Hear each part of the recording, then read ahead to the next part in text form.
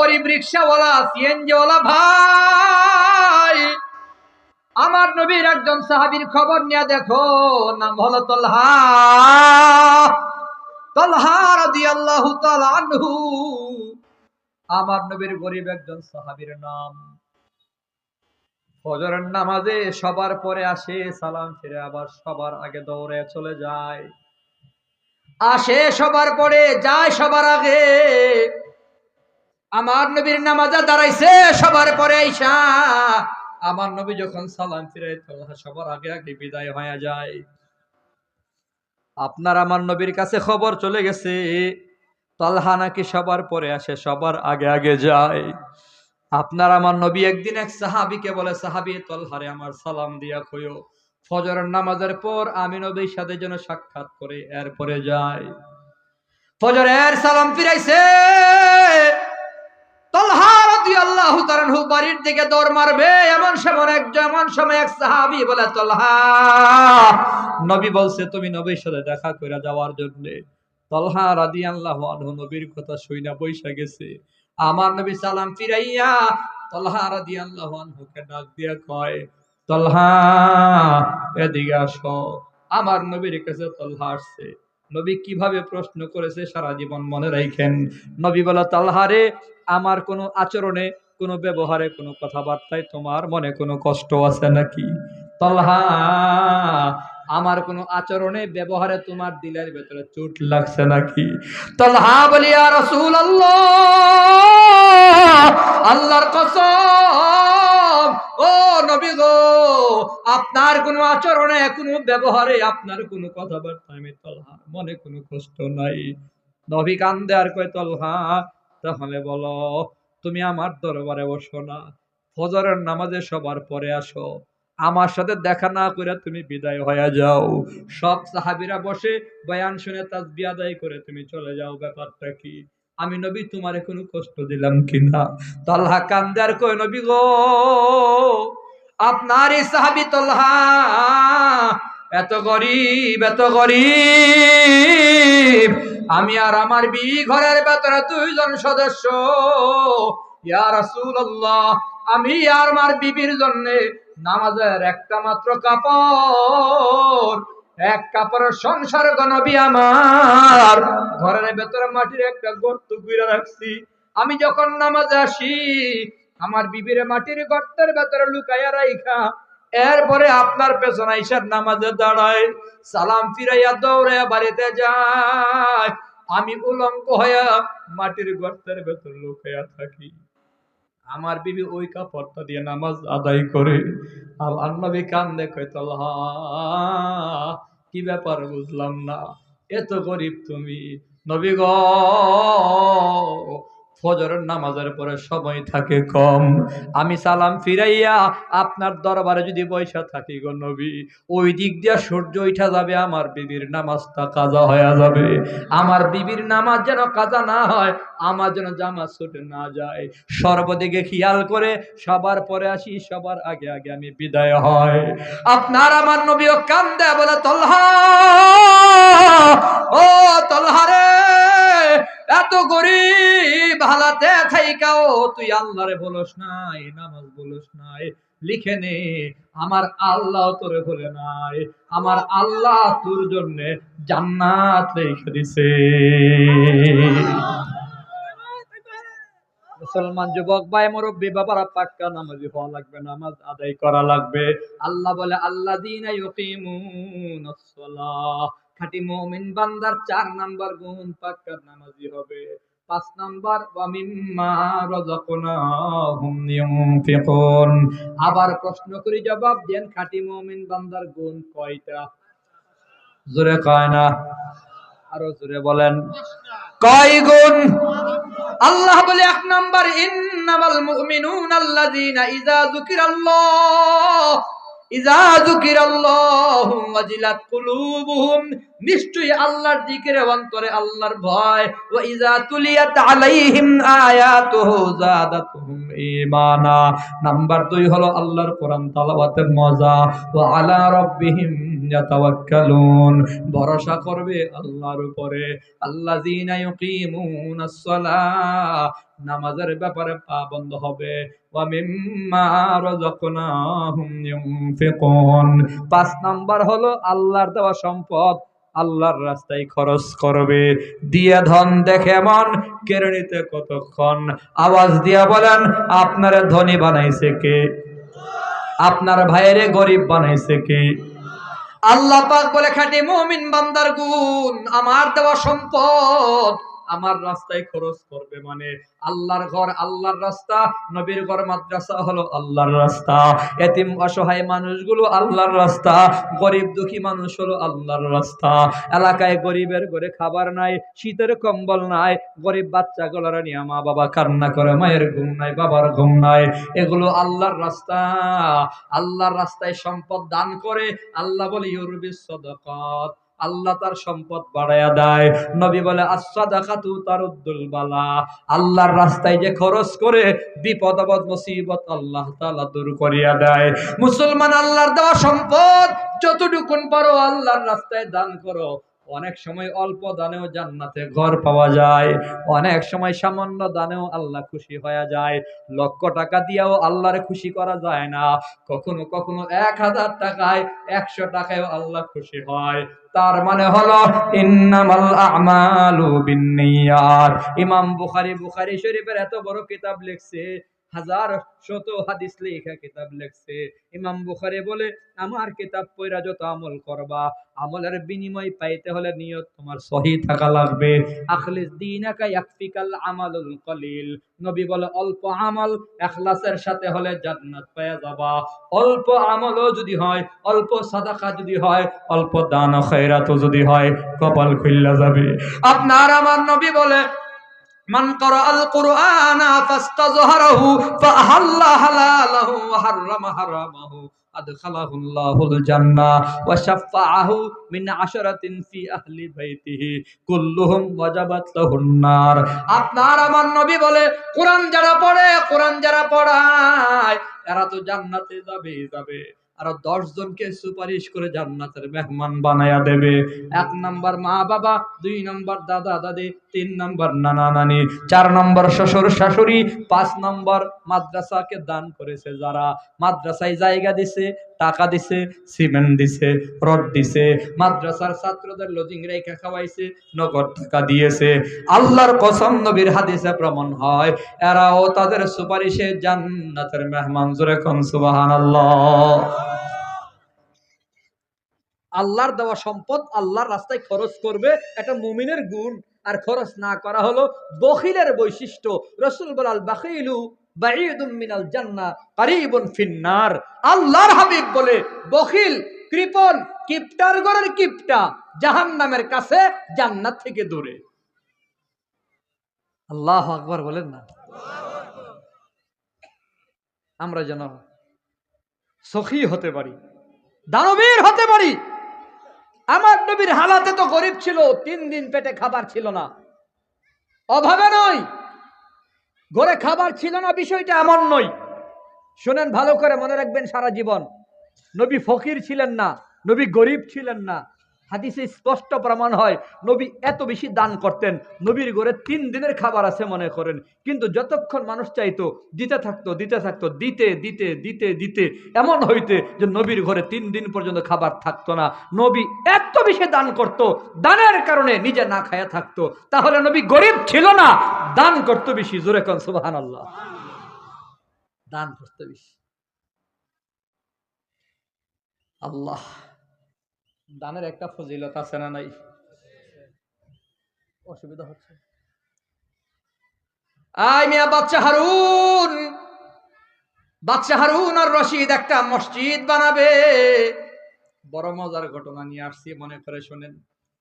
বাদশা হারুন মসজিদ বানাবে। কি বানাবে? জোরে কন না।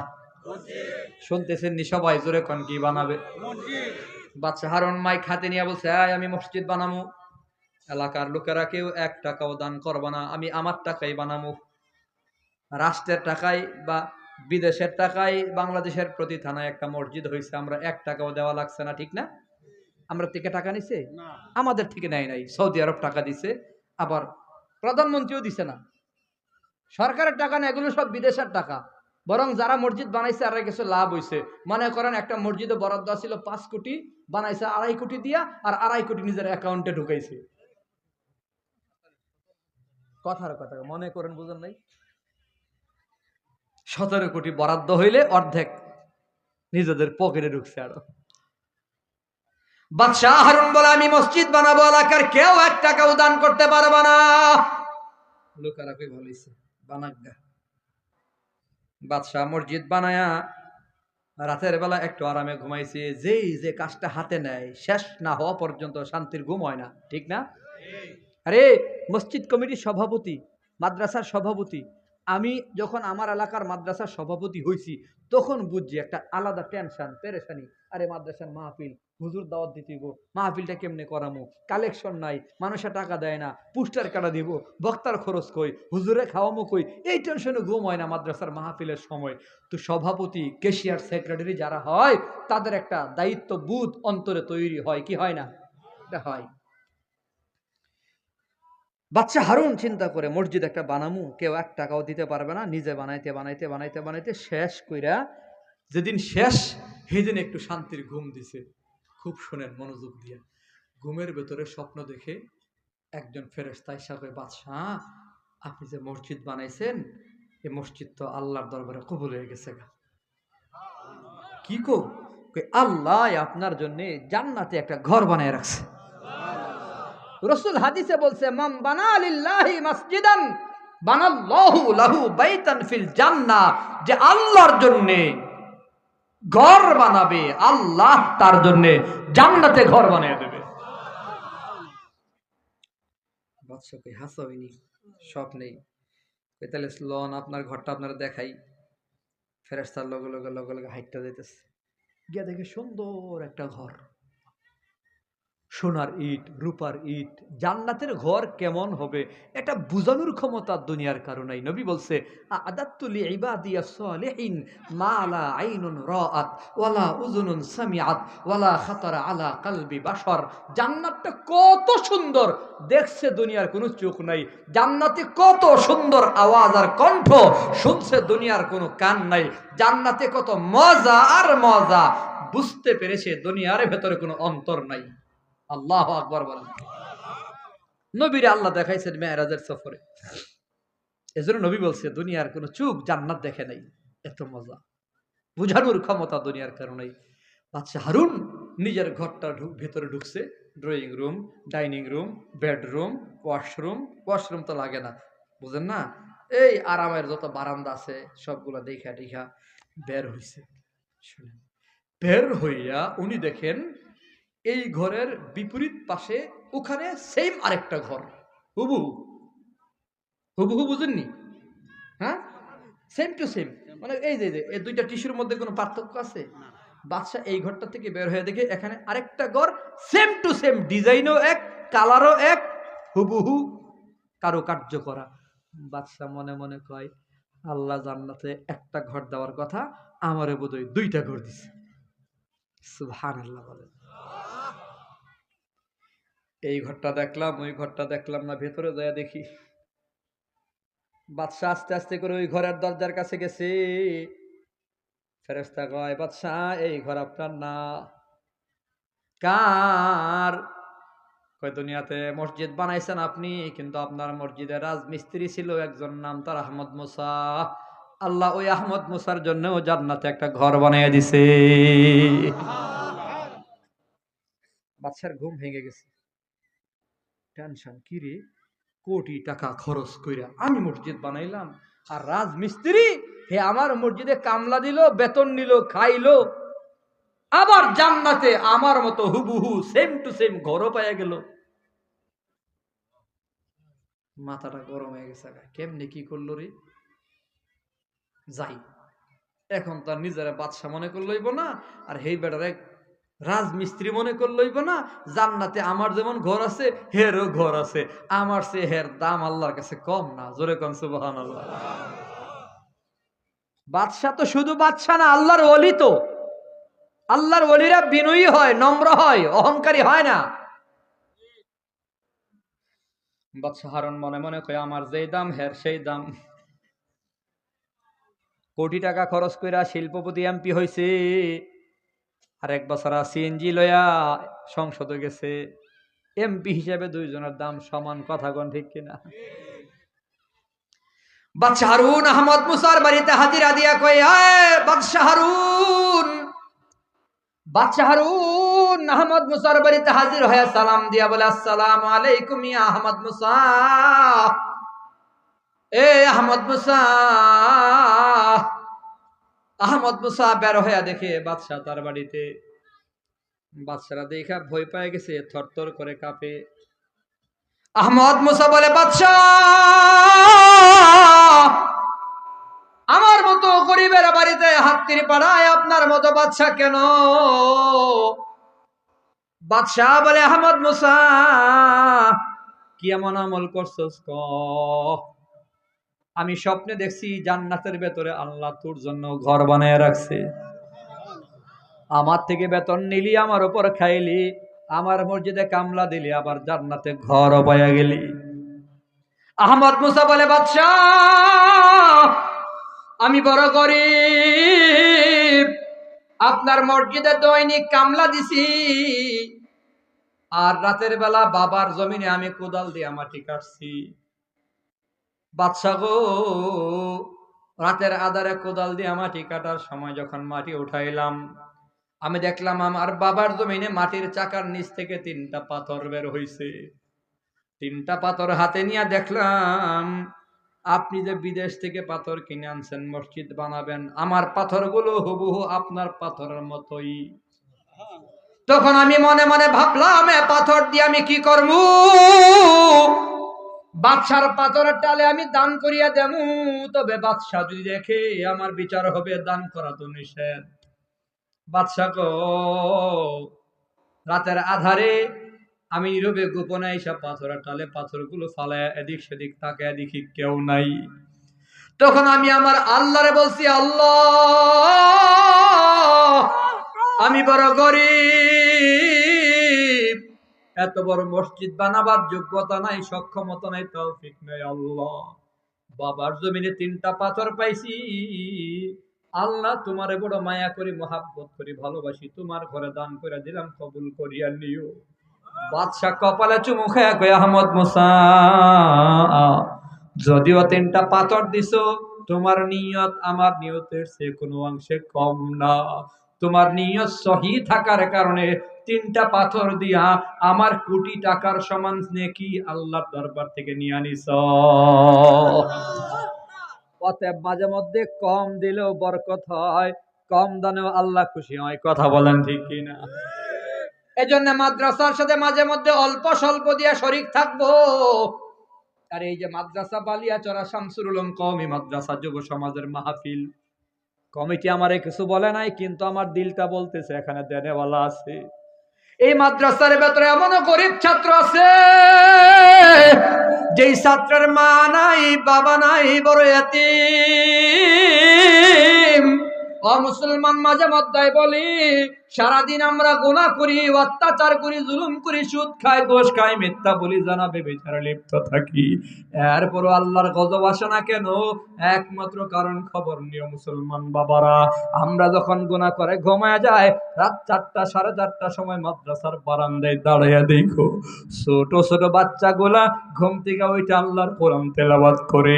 এদের বয়সের বাচ্চা আপনার আমার ঘরের ভেতর